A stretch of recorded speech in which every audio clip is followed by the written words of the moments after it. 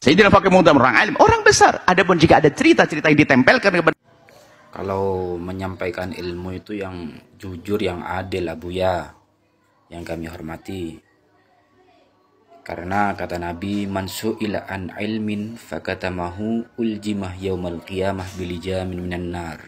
Mungkin panjenengan lebih paham dan lebih tahu apa artinya itu. Kalau menurut saya artinya itu barang siapa yang ditanyakan tentang ilmu kemudian ia menyembunyikannya, maka kelak di hari kiamat mulut orang itu ditutup dengan penutup dari api neraka. Seperti itu. Kan jenengan lebih alim, tapi backgroundnya panjenengan itu kan mondoknya di Bangil, di Darul Lugha wa Da'wah Dalwah, yang diasuh oleh Habib-Habib. Jadi kalau menyampaikan ilmu itu yang benar, yang jujur, yang adil. Begitu. Jangan karena ada ini, jangan karena ini. Itu tidak boleh. Qulil haq walau kana murron, katakanlah meskipun itu pahit. Seperti yang dikatakan oleh para Ba'alawi dalam ceramahnya, kata Fakih Muqaddam, ana fil auliya ka Muhammad fil anbiya.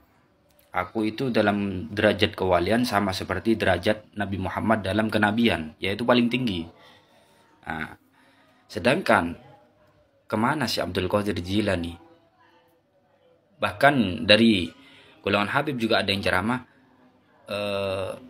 oke, si Abdul Qadir Jilani masyhur, ma'ruf, dikenal di dunia, tapi kelak kita lihat siapa yang lebih masyhur, lebih ma'ruf di mahsyar, katanya. Ini sebuah perendahan, sebuah pelecehan kepada Syekh Abdul Qadir Jilani yang kita ma'ruf, kita kenal mulai dari zaman dulu.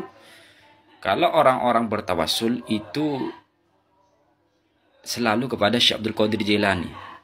Yang pertama tentu Nabi Muhammad wa alihi wa ashabihi dan Syekh Abdul Qadir Jilani. Tapi kenapa akhir-akhir ini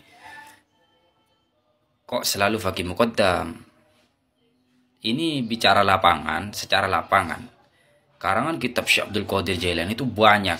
Sejarah yang menulis Syekh Abdul Qadir Jilani itu banyak. Seperti kitabnya salah satunya yaitu Tafsirul Jilani.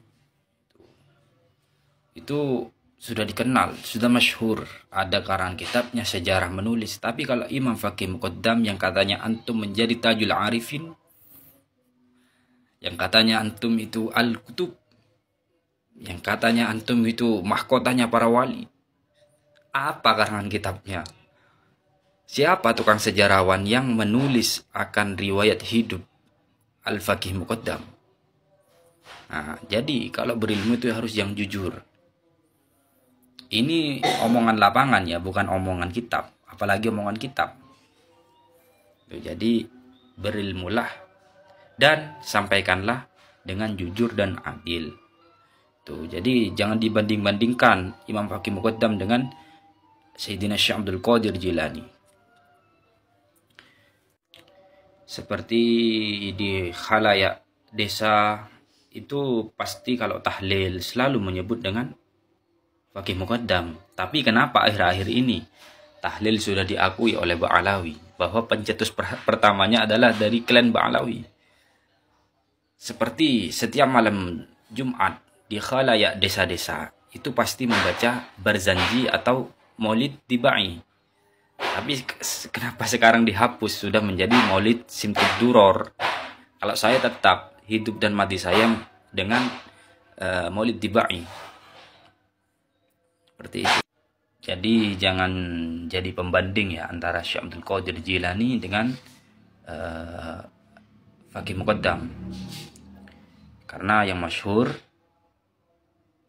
wali kutub itu 4. Yang pertama Syekh Abdul Qadir Jilani, kedua Syekh Abdul Hasan Asyadali, Syekh Ahmad Al-Junaid, dan Syekh Al-Imam Ukel. Seperti itu. Jangan jadi pembanding antara Syekh Abdul Qadir Jilani dan Al-Imam Fakih Muqaddam, kata beliau. Gak ada karangan kitabnya, gak ada sejarah yang menulis Imam Fakih Muqaddam. Jangan-jangan beliau seperti Naruto.